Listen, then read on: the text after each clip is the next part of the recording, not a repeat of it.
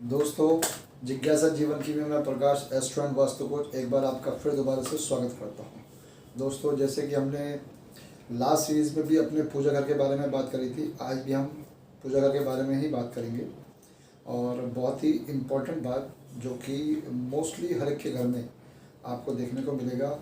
मैं तो जब जाता हूँ तो 60 और 40% का रेशो मान के चलता हूँ कि 60% जो लोग हैं अपने पूजा घर में किस तरीके से रखते हैं या कैसे क्या रखते हैं।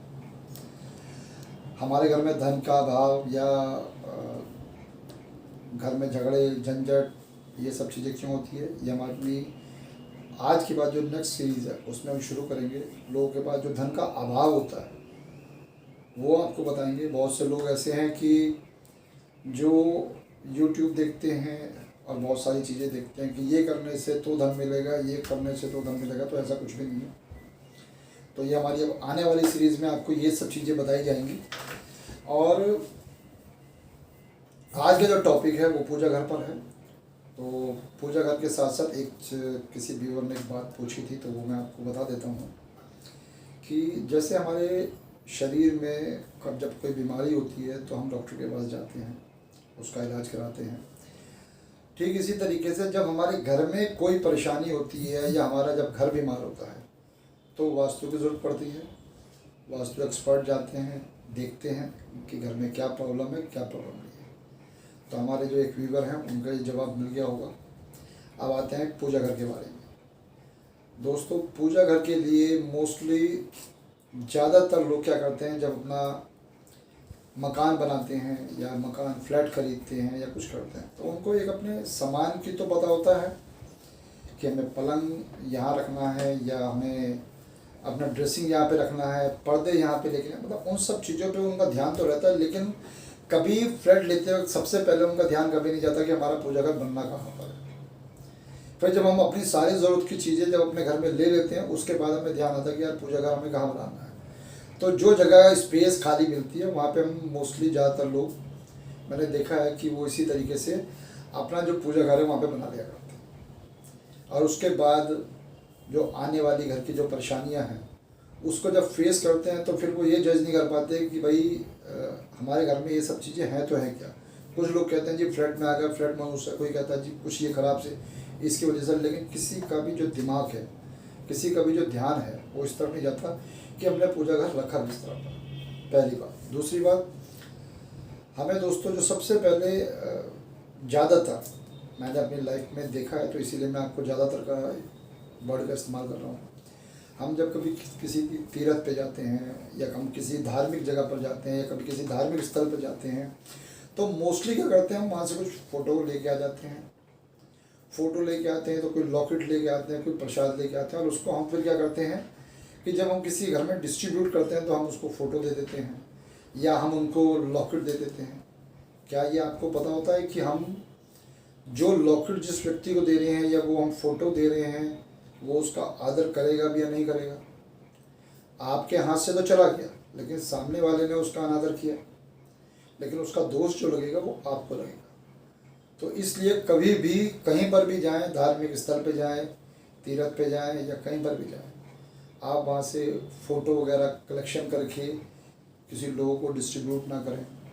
प्लस साथ में आप अपने मंदिर में, जैसे कि मान के चलिए अगर बहुत से लोग हैं जो तीर्थ धार्मिक स्थल जाते रहते हैं, वहाँ से कोई ना कोई चीज़ें लेकर अपने मंदिर में इकट्ठे करते रहते हैं। अब वो जो पूजा घर में जो आप सारी की सारी चीज़ें जो रख देते हैं, आप उसके ना तो केयर करते होंगे और ना ही उसको डेली की डेली साफ़ सफाई करते होंगे और ना ही उस पर ज़्यादा ध्यान देते होंगे। हम लेके आ गए और रख दिया।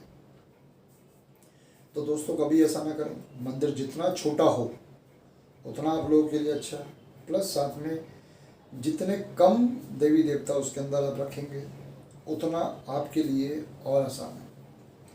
और दोस्तों, एक चीज़ जो सबसे अहम चीज़ है, घर में पैसे की दिक्कत या कलेश या टेंशन या तनाव जैसे रहता है, कभी आपने देखा होगा अगर आपका घर गंदा हो और आप नंगे पैर अगर घर पे आते हैं और आपको थोड़ी सी डस्ट लग जाती है तो आपका फ्रेश माइंड भी थोड़ा सा इरिटेट हो जाता है कि फर्श साफ़ नहीं है या ये साफ़ नहीं है या वो साफ़ नहीं है, और कहीं ना कहीं एक अच्छा मूड आपको वहाँ से नेगेटिव एनर्जी कह लीजिए वो शुरू हो जाती है और घर में कहासुनी, लड़ाई झगड़ा, ये सब चीज़ें उत्पन्न होनी शुरू हो जाती है। तो दोस्तों सबसे पहले तो जो चीज़ है कि मंदिर, जो कि लोग बोलते हैं, मंदिर को मंदिर ना बोल के आपका पूजा घर है, पूजा स्थान है। भगवान को इस हाइट पे रखिए कि आपकी आंखें उनसे मिल सकें। भगवान नीचे हैं, आप ऊपर हैं, तो वो गलत है। भगवान ज़रूरत से ज़्यादा ऊपर हैं, आप नीचे हैं, आई कांटेक्ट नहीं हो पा रहा, वो गलत है। कहीं पर भी पूजा घर बनाए तो कम से कम आपका इतना होना चाहिए कि आप उनके साथ आँख से आँख मिलाकर बात कर सकें, या उनको देख सकें, या उनकी आप आराधना कर सकें। और दोस्तों जैसे कि मैं अभी जो आपको बताने वाला हूँ बहुत इम्पोर्टेंट चीज़ है, और वो इम्पोर्टेंट चीज़ ये है कि आप अपने पूजा घर में, जो कि जगह जगह से मूर्तियाँ लेके आते हैं, तो हमने भी अपने पूजा घर में भगवान की पूजा 4-5 दिन नहीं करी। आज के डेट में सबके घर में एसी हैं, तो एसी होने की वजह से जो हवा सर्कुलेट होती है या जो डस्ट पैदा होती है, तो वो डस्ट किस तरीके से कहाँ पे रहती है और उसका अभाव आप लोगों को कैसे मिलता है, उसकी नेगेटिव एनर्जी आपके घर में कैसे आती है, मैं आपको सिर्फ खाली वो दिखाना चाहता हूँ। तो गौर से देखिएगा दोस्तों। ये मैं साउथ गया था, तब ये मैं अपने पूजा घर में मैंने ये मीनाक्षी देवी की फ़ोटो लेके आया था, और मैंने अपने पूजा घर में परमिशन मांग के मैंने इनकी पूजा 1 हफ्ते नहीं करी। और जो चीज़ मैं दिखाना चाहता हूँ, जो हम पूजा नहीं करते, यानी कि अपने मंदिर में जब हम करते हैं, देखते हैं, तो देखिए इस तरीके से कुछ टाइम के बाद, यानी कि ये जो डस्ट है, अगर आप ये देखेंगे तो ये डस्ट आप देख रहे होंगे, ये सब ये डस्ट जो है वो हर पूजा घर की हर मूर्ति पे, या जितना ज़्यादा सामान होगा उसमें ये हो जाती है। और दूसरा मैं आपको और दिखाता हूँ, ये देखिए, अगर आप इसको देखेंगे, ये देखो, यानी कि ये जो डस्ट है तकरीबन हर मूर्ति पे और हर एक के घर में जितनी ज़्यादा मूर्तियाँ होती हैं, जैसे कि मैंने आपको अपनी लास्ट सीरीज़ में ही बोला था कि घर के अंदर ज़्यादा से कम पिक्चर लगाइए। साइड डायरेक्शन आपको पता नहीं होती है, लेकिन जहाँ लेके आते हैं जो खाली स्पेस होता है वहाँ पे लगा देते हैं। मंदिर के अंदर, सॉरी, पूजा घर के अंदर जितनी कम आपके देवी देवता होंगे और जितनी आप साफ सफाई रखेंगे, उतना ही ज़्यादा आप लोगों को प्रोस्पेरिटी मिलेगी। और जैसे जैसे आप इन सब चीज़ों को बदलाएंगे, करेंगे, आप अगर बोलेंगे कल ही ये सब चीज़ें चेंज हो जाए, ऐसा नहीं, लेकिन धीरे धीरे अगर आप इन चीज़ों को अपनाते हैं, अपने पूजा घर को ध्यान देते हैं, उसकी साफ़ सफाई पे ध्यान देते हैं, अपने घर की चीज़ों पे सफाई पे ध्यान देते हैं, तो मैं आपको यकीन के साथ बोल सकता हूँ कि आपके घर में बहुत सारी चीज़ें ट्रांसफॉर्म होंगी, बदलेंगी, और आपके जीवन में भी बहुत बड़ा बदलाव आएगा।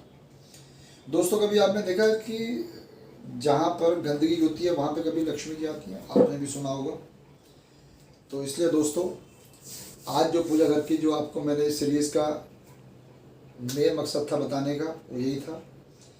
कम से कम अपने घर में मूर्तियाँ रखिए, कम से कम फ़ोटो रखिए, और फिर एक बार दोबारा से बोल रहा हूँ आपको, किसी भी तीर्थ पे, किसी भी धर्म स्थान पे जाते हैं, कहीं से भी कुछ भी लेके आते हैं, कृपया करके वहाँ से कोई फ़ोटो, कोई लॉकेट ला के और आप किसी को भी ना दें, जिससे कि उसका अनादर हो, क्योंकि आपको ये पता नहीं होता कि कौन उसका सही उपयोग कर रहा है और कौन नहीं कर रहा।